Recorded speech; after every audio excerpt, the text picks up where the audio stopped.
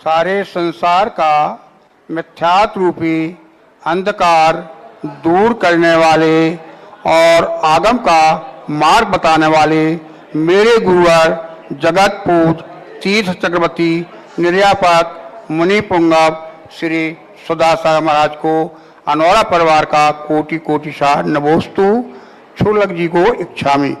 गुरुवर, एक हमारी जिज्ञासा, हमारी क्या पूरे देश की जिज्ञासा है कि शास्त्रों में आया है कि मंदिर बनाने में, वेदी बनाने में और मूर्ति विराजमान करने में बहुत पुण्य प्राप्त होता है, लेकिन मंदिर बनाते हैं कौन? कमेटी। वेदी बनवाते हैं विद्वान और मूर्ति में सूर्य मन देते हैं मुनिराज। तो हे गुरुवर, अगर ये आगम अनुसार नहीं बना है, वास्तु अनुसार नहीं बना है, तो इसका दोष मूर्ति वाले तो मुनिराज को जाना चाहिए और वेदी का विद्वान को जाना चाहिए। लेकिन अभी वर्तमान में जो हम देखा, कई परिवार मृत्यु के देखे हैं कि वो सारा दोष उस मूर्ति विराजमान मानने को लगता है। हे गुरुवर, आपसे तो मैं इसलिए कह रहा हूं कि आपकी सीधी भगवान से डायरेक्ट बात होती है, तो आप उनको ये बता दें कि ये विराजमान करने वालों को ये दोष नहीं आना चाहिए, उसने तो पैसा दिया है। हे गुरुवर, दूसरी बात यह है कि आपने कुछ समय पहले ललितपुर में कहा था कि एक वेदी पर ही पूजा नहीं करना चाहिए, तो कुछ लोग तो अभी पूजा ही नहीं करते हैं। वो कहते महाराज ने कह दिया। अरे महाराज ने ये थोड़ी बात नहीं कहा था अधिपति नहीं जमाओ, अधिकार नहीं जमाओ। तो हे गुरुवर, पहले की बात नहीं है जी। पहले क्या होता था, 5 फल रख दिए और पूजा कर ली, और सेठ जी आए, पुजारी ने रख दिया, वो पूजा करके चले गए।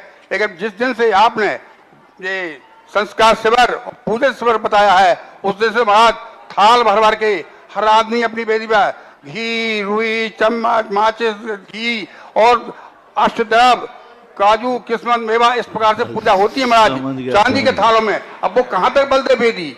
आज आप कह रहे हैं कि वेदी बल दो, कल के दो मुनिराज बदल दो, तो ऐसे कहाँ तक बदलने के? आज मुनिराज को जाए, कल मुनिराज के बाद। आप तो ये रास्ता निकालो कि एक ही वेदी पर पूजा करो और सबको उस पर अधिपति नहीं जमाए। हे गुरुवर, आप शांति के बताएं,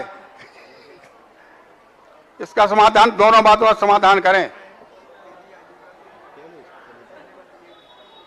पहले वाला प्रश्न क्या कह रहे थे?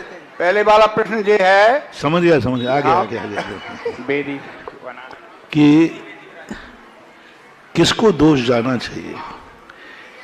एक बिल्डिंग बनती है, एक पुल बनता है सरकारी, यदि वो गलत बन जाए तो कितने लोगों पर केस चलता है।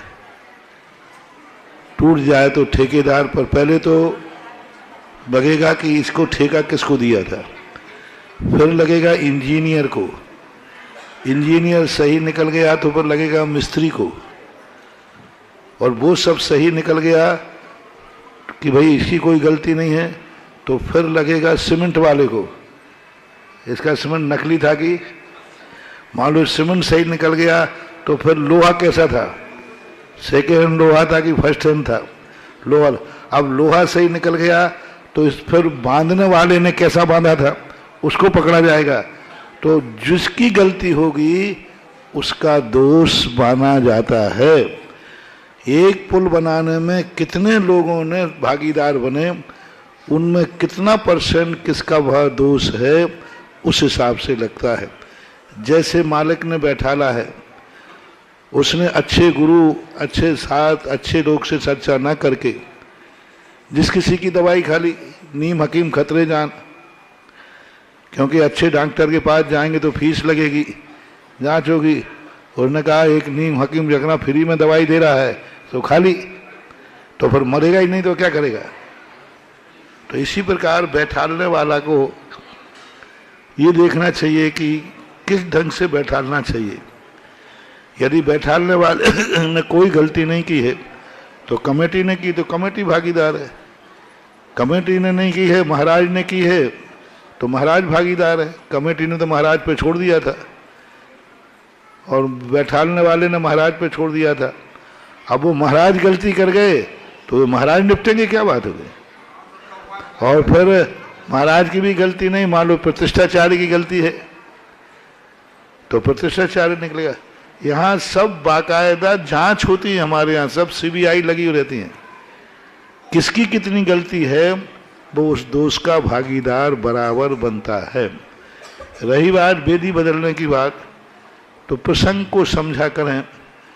जो अति राग करने वाले होते हैं, वेदियों को अपना मानते हैं, मेरी वेदी है, कमेटी इसमें कुछ भी नहीं कर सकती, कुछ भी करेगी तो मेरी अनुमति से करेगी।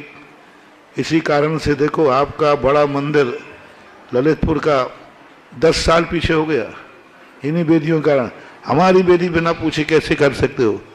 तो ये अधिकार और स्वामित्व नहीं रखना चाहिए। पूजा में जहाँ मन लग जाए वहाँ कर लेना चाहिए। पूजा मन लगाने के लिए है, पूजा विशुद्धि भाव के लिए है। पूजा में जहाँ हमारी विशुद्धि बने, मन लगे करना। दूसरे को रोकना नहीं चाहिए। दूसरा भी वहाँ आके पूजा करना चाहे तो मनाही नहीं होना चाहिए, मलकियत नहीं होना चाहिए। बाकी पूजा एक पे करो, अनेक पे करो, वो आपकी विशुद्धि पर आधारित है। जो उपदेश हमने दिया था वो इसलिए दिया था कि इतना मोह हो गया।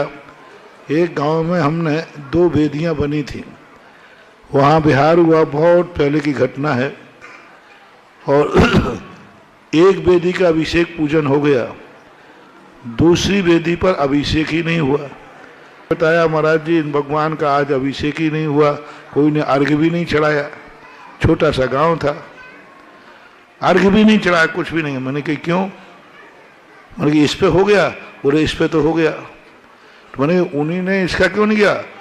वो कहते इस मंदिर में इस वेदी पर तो मैं धोख भी नहीं दूं, क्योंकि ये वेदी तो उस दुश्मन की है जो हमारे चुनाव में विरोध में खड़ा था। बताओ कहाँ चुनाव की कसाई कहाँ निकल रही है? मंदिर में। मैंने उनको बुलाया, मैंने कहा भैया इसका कर रहे थे, एक अर्घ्य चढ़ा देते, क्या फर्क पड़ता था? महाराज आप अर्घ्य की बात कर रहे हो, मैं तो इस वेदी पे भगवान को नमोस्तु नहीं करता। भगवान से कहते जिसने बैठा है वही नमोस्तु करेगा। अब बताओ वो बाजू वाली वेदी में नमोस्तु भी नहीं करता, अर्घ्य भी नहीं चढ़ाता, कुछ भी नहीं। हो कहता नहीं ये तो दुश्मन की वेदी है। और काकताली न्याय से जब हमने देखा दोनों वेदी में भगवान एक ही थे, यानी अलग भगवान नहीं थे, आदिनाथ या कोई ऐसा शांतिनाथ कोई भगवान, दोनों के एक ही भगवान थे। अब इन कसाईयों को मैं क्या बोलूं? ऐसे कसाईयों को उपदेश है कि वेदी बदल बदल के करो, एक वेदी पे करके भगवान की भक्ति करके इतनी कसाई रखोगे तो दुर्गति को प्राप्त होगे। समाधान के समय प्रश्न को भी देखना चाहिए, किस प्रश्न के जवाब में महाराज ने कहा है, ये भी सोचना चाहिए।